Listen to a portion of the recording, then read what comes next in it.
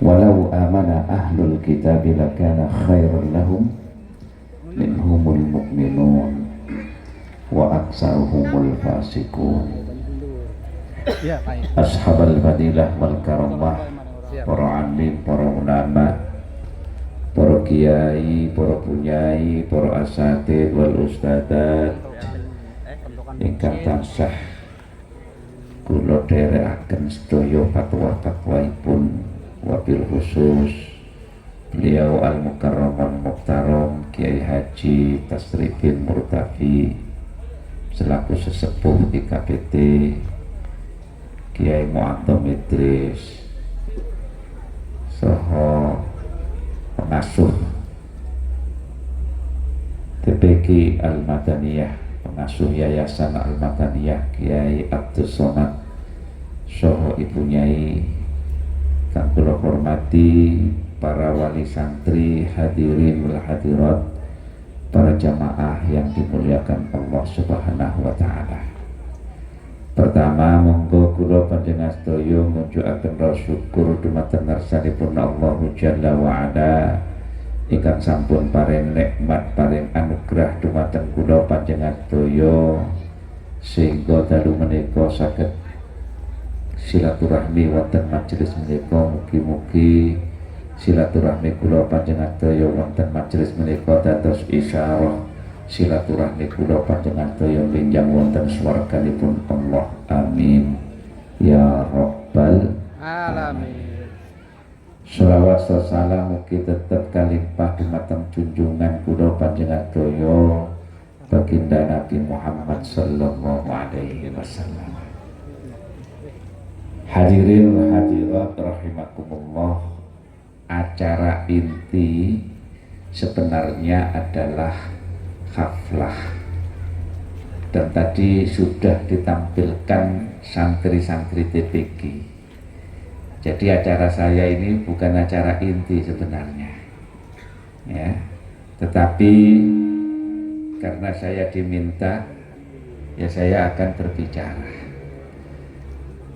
Hadirin wa hadirat rahimakumullah, khususnya para wali santri, jangan ragu untuk menitipkan putra putri panjenengan semua itu di lembaga-lembaga yang sudah jelas seperti TPQ Al-Madaniyah. Karena sekarang ini banyak lembaga-lembaga yang tidak jelas. Jelas apanya? Jelas sanadnya, jelas keilmuannya. Insya Allah kalau diajarkan di TPQ Al-Madaniyah ini Qur'annya benar, akhlaknya benar, adabnya benar, ibadahnya juga benar. Beberapa hari yang lalu rame di media sosial, beberapa pondok itu mengajarkan perkara-perkara yang enggak benar, yang tidak sesuai dengan syariat Islam ya. Ada seorang wanita, ternyata wanita ini nggak tahu mondok di mana, itu melaksanakan sholat isya 100 rakaat. Jadi sholat isyaknya 100 rakaat. Ketika ditanya, loh kok sholat isyaknya 100 rakaat, kan mestinya 4 rakaat. Kenapa? Ini untuk stok seminggu ke depan. Jadi sholat disamakan dengan beras. Artinya apa? Seminggu ke depan barangkali dia nggak sholat isya masih punya stok sholat. Ini aneh bin ajaib, dan itu ada. Yang jelas bukan alumni pesantren Tebuir ya. Terus banyak yang mungkin tetangga panjenengan juga ini termasuk ya. Jadi kita harus berhati-hati ya. Karena justru kelompok-kelompok seperti yang saya ceritakan inilah yang sesungguhnya itu mengancam mengancam persatuan, mengancam kedamaian. Sehingga warga Nahdlatul Ulama itu akhirnya disibukkan dengan hal-hal seperti itu. Kalau hanya perkara dibid'ahkan, ziarah kubur dimusyrikkan, itu sebenarnya perkara kecil. Perkara kecil. Ya. Kenapa? Karena insya Allah yang mereka lakukan itu tidak akan ngefek kepada warga NU.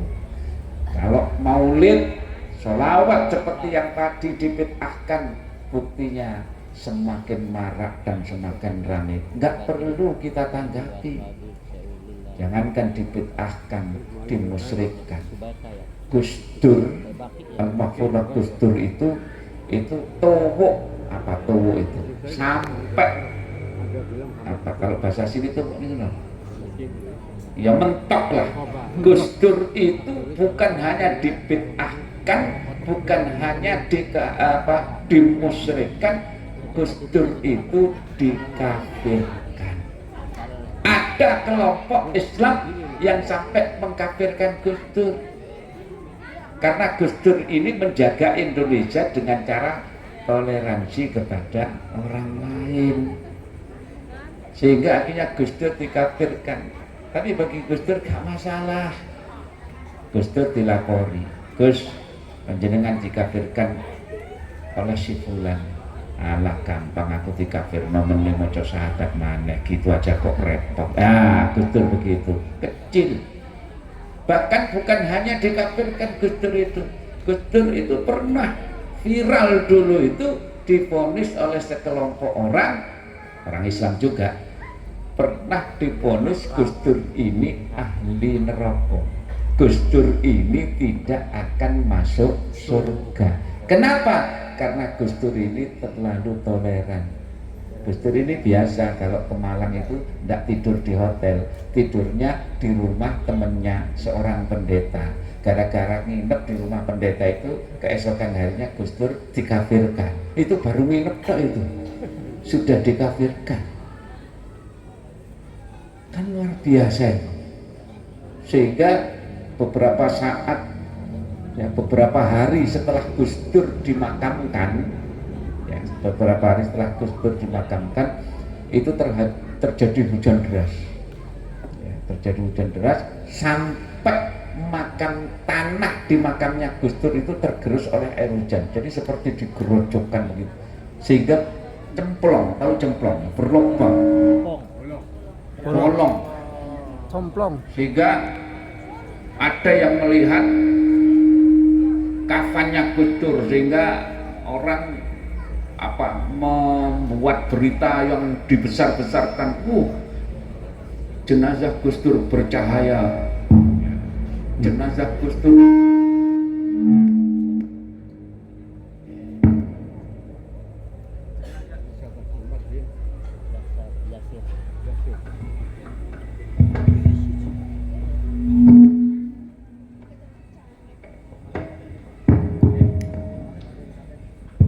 Ya, saya lanjutkan. Jenazah Gus Dur itu utuh. Ternyata yang membuat berita itu semua adalah para pedagang. Ya. Alasannya apa? Supaya yang berziarah banyak, dagangannya laris. Nah, itu strategi marketing oleh para pedagang sebenarnya. Nah, keluarga rapat. Saya masih ingat waktu itu rapat dipimpin langsung oleh Allah Yarham Gus Solah. Topiknya pertama, kenapa tanah makam Gus Dur ini kok sampai tergerus ambles? Dan yang kedua, waktu itu disuurkan oleh orang-orang Gus Dur ini wali ke-10. Ya, saya ikut rapat waktu itu. Ada rombongan dari Madura. Di bisnya itu tertulis, ada spanduk berbunyi rombongan ziarah wali 10 Gus Dur. Saya tanya orang Madura, Pak, sampean yakin kalau Gus Dur ini wali? Oh yakin. Apa tanda kewaliannya? Yang berziarah banyak. Jadi wali kalau nggak ada yang berziarah perlu dipertanyakan kewaliannya.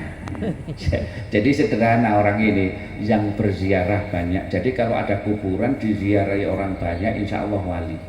Tapi wali nggak ada yang menziarahi, perlu dipertanyakan. Nah, rapat dipimpin langsung oleh Gus Solah membahas tentang dua hal itu. Yang pertama topiknya tentang kewalian Gus Dur. Kami keluarga tidak komen, tetapi waktu itu Gus Solah memutuskan kalau ada yang bertanya tentang kewalian Gus Dur, jangan kita ini komen, tapi jawablah Gus Dur itu orang yang ikhlas. Mungkin jadi wali karena keikhlasannya. Jadi Gus Dur itu orang yang ikhlas. Nggak ikhlas gimana? Jadi ketua PBNU 3 periode tetap miskin, mantan presiden di akhir hayatnya. Gus Dur itu walaupun mantan presiden, di akhir hayatnya itu cuma punya uang 200.000, kalah dengan bakul pentol kalau di sini uangnya Gus Dur itu 200.000 cuma punya. Mana ada mantan presiden yang punya uang